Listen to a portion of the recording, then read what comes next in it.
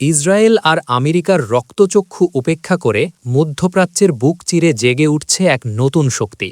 এতদিন যারা পর্দার আড়াল থেকে খেলা নিয়ন্ত্রণ করছিল, তারা এবার সরাসরি ময়দানে। আমেরিকার গোয়েন্দা সংস্থার রাতির ঘুম কেড়ে নিয়ে ফাঁস হল এক গোপন তথ্য। ইরানকে অত্যাধুনিক আকাশ প্রতিরক্ষা ব্যবস্থা দিচ্ছে পরাশক্তি চীন। তবে কি এবার তেলাবিব আর ওয়াশিংটনের দিন শেষ? যে ড্রোনকে বলা হতো অজেয়, সেই ২,০০০ কোটি টাকার ড্রোন এখন ইরানের কবজায়। যুদ্ধবিরতির নাম করে আমেরিকা যখন ইরানকে ছোবল দেওয়ার ছক কষছিল, ঠিক তখনই পাশার দান উল্টে দিলেন আয়াতুল্লাহ খামেনি। একদিকে চীনের জাহাজ ভর্তি আধুনিক অস্ত্র, অন্যদিকে আমেরিকার সুপার সফিস্টিকেটেড ড্রোন নিখোঁজ। সব মিলিয়ে মার্কিন সাম্রাজ্যের পতন কি তবে সময়ের অপেক্ষা? বিস্তারিত জানলে আপনারও পিলে চমকে যাবে। আজকের সবচাইতে বড় খবর হল স্ট্রেট অফ হরমুজে আমেরিকার দম্ভের পতন। MQ-4C ট্রাইটান, আমেরিকার তৈরি সবচাইতে দামি এবং আধুনিক ড্রোন, যা মাটি থেকে ১৫ কিমি উচ্চতায় উড়ে শত্রু দেশের হারির খবর নিতে পারে।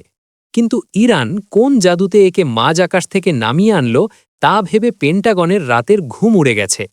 আমেরিকা ভয় পাচ্ছে, ইরান যদি এই ড্রোনের প্রযুক্তি কপি করে ফেলে, তবে আগামী দিনে ১৩,০০০ কিমি পাড়ি দিয়ে ইরানের ড্রোন খোদ ওয়াশিংটনের ওপর নজরদারি চালাবে।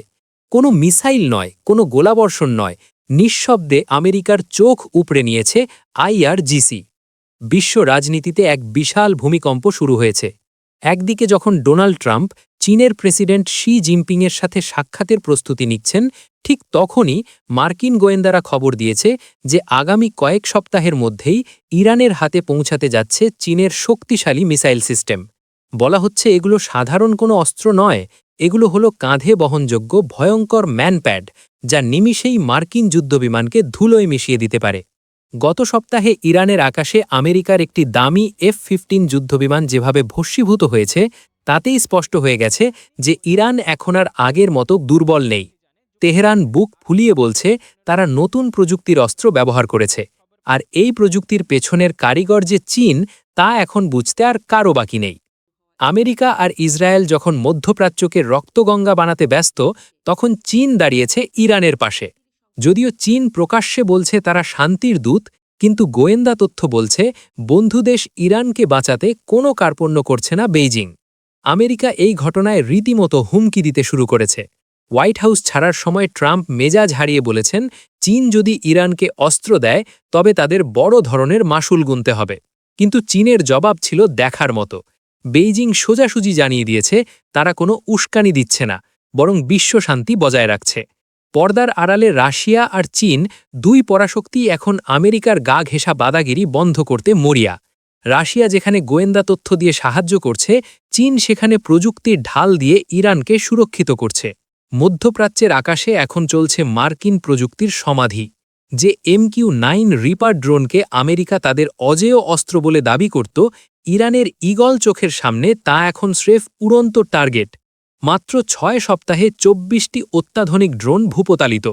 পেন্টাগনের পকেটে $৭২০ মিলিয়ন বিশাল ফুটো। ভেবে দেখুন, এই কয়েকটা দিনেই মার্কিন করদাতাদের প্রায় ৩,০০০ কোটি টাকার বেশি সম্পদ ইরানের মরুভূমিতে ছাই হয়ে গেছে। পেন্টাগনের কর্মচারীরা এখন আড়ালে আবডালে স্বীকার করছেন, ইরানের আকাশসীমায় ঢোকা মানেই নিশ্চিত মৃত্যু। কেন এই বিপর্যয়? কারণ আমেরিকা আর তাদের দোসর ইসরায়েল ভেবেছিল ইরাক বা আফগানিস্তানের মতো তারা এখানেও যা খুশি তাই করবে। কিন্তু তারা ভুলে গিয়েছিল সামনে দাঁড়িয়ে আছে ইরান, যাদের হাতে আছে বাভার ৩২৩ আর খোরদাদের মতো দেশীয় প্রযুক্তির শক্তিশালী মিসাইল সিস্টেম। রিপার ড্রোনের গতি কম, চটপটে নয়, আর এটাই ইরানের জন্য সহজ শিকারে পরিণত হয়েছে। মার্কিন গোয়েন্দাগিরির মেরুদণ্ড এখন ভেঙে চুরমার। রিপার ড্রোনগুলো এখন আর গোয়েন্দা তথ্য আনছে না, বরং নিয়ে আসছে মার্কিন পরাজয়ের সংবাদ। এটা শুধু ড্রোনের ধ্বংস নয়, এটা মার্কিন ড্রোন আধিপত্যের শেষ ঘণ্টা। ইরান প্রমাণ করেছে সস্তা প্রতিরক্ষা ব্যবস্থা দিয়েও কয়েকশো কোটি ডলারের মার্কিন প্রযুক্তিকে কড়া জবাব দেওয়া সম্ভব। এর ফলে লোদিত সাগর থেকে ইন্দো প্যাসিফিক সবখানেই এখন মার্কিন রণকৌশল প্রশ্নের মুখে। মধ্যপ্রাচ্যে এখন সবচাইতে অসহায় অবস্থায় আছে রক্তপিপাসু নেতানিয়াহুর ইসরায়েল। গাজায় গণহত্যা চালিয়েও যখন হামাস হিজবুল্লাহকে দমাতে পারছে না, তখন ইরানের এই নতুন শক্তি বৃদ্ধি ইসরায়েলের কফিনে শেষ পেরেক হতে চলেছে। বাবার ৩২৩ ইরানের নিজস্ব প্রযুক্তির এই ডিফেন্স সিস্টেম ইতিমধ্যেই মার্কিন যুদ্ধজাহাজকে চ্যালেঞ্জ করেছে, আর এখন চীনের সহায়তায় ইরান হয়ে উঠেছে দুর্ভেদ্য এক দুর্গ। ৪৭ বছরের ইতিহাসে এই প্রথম কোনো মার্কিন ভাইস প্রেসিডেন্ট জেডি ভ্যান্সকে সরাসরি ইরানের সাথে মুখোমুখি বৈঠকে বসতে বাধ্য হয়েছেন। কেন? কারণ ইরান এখন আর কোনো সাধারণ দেশ নয়, ইরান এখন গ্লোবাল মিলিটারি পাওয়ার। ৪০ দিনের যুদ্ধে ইরান প্রমাণ করেছে তারা ইসরায়েল আর আমেরিকাকে একযোগে পিটিয়ে সোজা করে দেওয়ার ক্ষমতা রাখে। ইরান সাফ জানিয়ে দিয়েছে স্ট্রেট অফ হরমুজ দিয়ে চলতে গেলে $2 মিলিয়ন টোল দিতে হবে, আর সেটা দিতে হবে চীনা ইউয়ানে। শি জিনপিংয়ের এই চাল মার্কিন ডলারের সাম্রাজ্যকে ধুলোয় মিশিয়ে দেওয়ার যথেষ্ট। আমেরিকা ইরানকে প্রস্তর যুগে পাঠাতে চেয়েছিল, কিন্তু মনে হচ্ছে আধুনিক প্রযুক্তির লড়াইয়ে আমেরিকা নিজেই পিছিয়ে পড়ছে। ইরানের হাতে এখনও হাজার হাজার মিসাইল ও ড্রোন মজুদ আছে বলে খোদ ওয়াল স্ট্রিট জার্নাল রিপোর্ট করেছে। অর্থাৎ যুদ্ধবিরতি কেবল ইরানের শক্তি সঞ্চয়ের সময় মাত্র। বিশ্ব রাজনীতির এই রুদ্ধশ্বাস মোড় সম্পর্কে আপনার মতামত কি? কমেন্ট বক্সে জানান। আর নিয়মিত আপডেট পেতে চ্যানেলটি সাবস্ক্রাইব করুন।